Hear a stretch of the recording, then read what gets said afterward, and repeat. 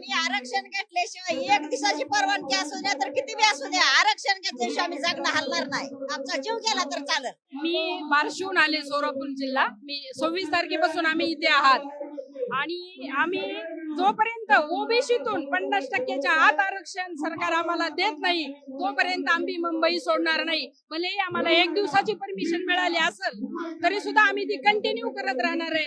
लाडकी बहीण म्हणून सरकारला हात जोडते की आरक्षण घेतल्याशिवाय आम्ही जाणार नाहीत.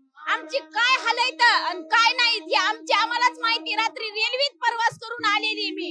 तुम्ही काय खाता आता? काय नाही, हे घुबडा आणलाय, चिवडा हे सोबत आणलाय, हेच खाऊन इथं दिवस काढायचे जोपर्यंत आरक्षण भेटत नाही तोपर्यंत.